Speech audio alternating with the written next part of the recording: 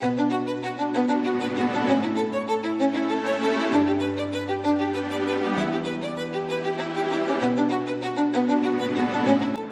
you are watching New Eden Revival Online Church.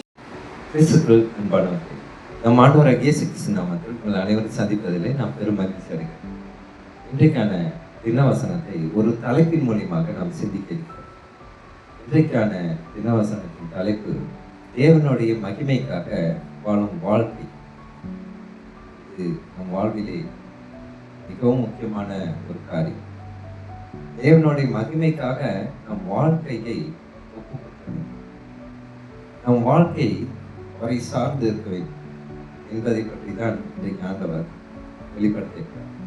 இது குறித்து நாம் 1 கொரிந்தியர் 10ஆம் அதிகாரம் 31ஆம் வசனம் இந்தியாக சொல்கிறது, ஆகையால் நீங்கள் புசித்தாலும் குடித்தாலும் எதை செய்தாலும் எல்லாவற்றையும் தேவனுடைய மகிமைக்கென்று செய்யுங்கள்.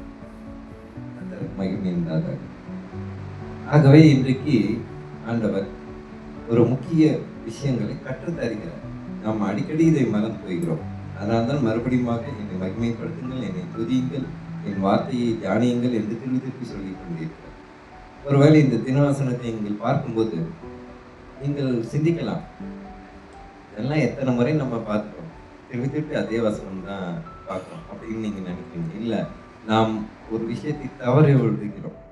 அப்படி தவற விடுவதால் தான் ஆண்டவர் மறுபடியும் நமக்கு ஞாபகப்படுத்தி கொண்டிருக்கிறார்.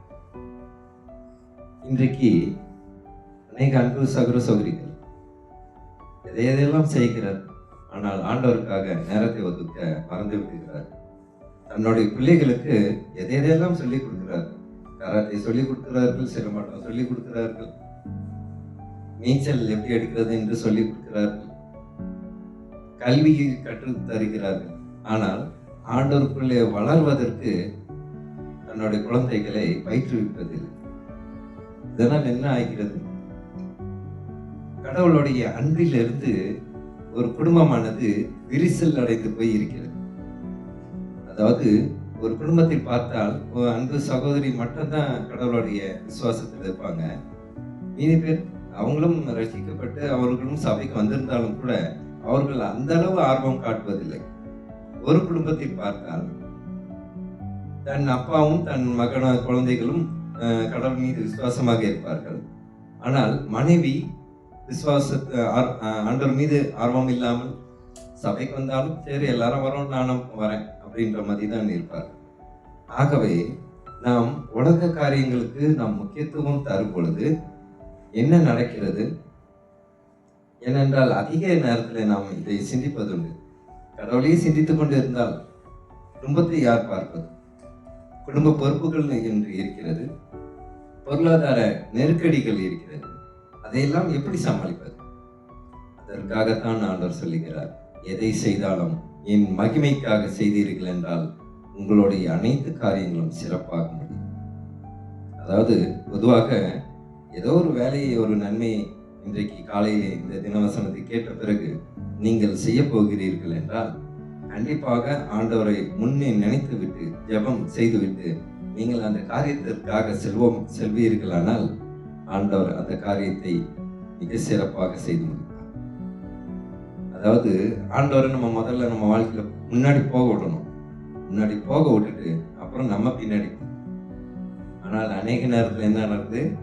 நம்மளே மறந்து நம்ம முன்னாடி போயிடுவோம், ஆண்டவர் பின்னாடி இருப்பார். அப்போ இதெல்லாம் ஆண்டவர் பார்த்துதான் இந்த வசனத்தை குறிப்பிடுகிறார்.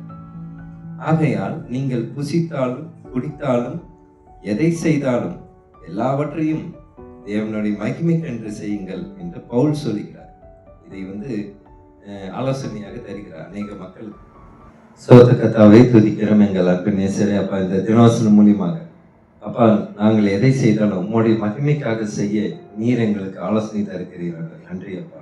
அப்பா, அநேக அன்பு சகோதர சகோதரிக்கான ஜெபிக்கின்ற கர்த்தாவே, அவர்கள் உமக்கு மகிமை சேர்க்கிற விதமாக அவர்கள் வாழ்க்கை மாறுவதாக தேவ கிருபை செய்ய மாட்டோம். அவர்கள் எங்கு போனாலும் வந்தாலும் உம்முடைய மகிமையை சார்ந்து இருக்க தேவ கிருபை செய்ய மாட்டோம். அப்ப எந்த செயல்களை செய்தாலும் உம்மை மகிமைப்படுத்தும் செயல்களாக மாற தேவ கிருபை செய்ய மாட்டோம். கர்த்தாவே, அன்பு சகோதர சகோதரிக்கான ஜெபிக்கின்ற கர்த்தாவே, அவர்களுடைய ஆரோக்கியத்துக்காக நான் ஜெபிக்கின்றேன். அவங்க குடும்பத்தில் உள்ள சந்தோஷத்துக்காக நான் ஜெபிக்கின்றேன் கர்த்தாவே. பொருளாதார நெருக்கடியிலிருந்து அவர்கள் சமாளித்து வருவதற்கு தேவை கிருபை செய்யும் ஆண்டவரே. அப்போ துன்பம் துயரம் சோர்விலே அவர்கள் இருந்தால் அவர்கள் பலமாக மாற்றும் ஆண்டவர். உங்களோட வலதுகரம் அவர்களோடு இருப்பதாக சோர்க்கத்தாவை துரிக்கிறோம். இயேசு மூலமாக ஜெபிக்கின்றோம் நல்ல பிதாவே. ஆமென்.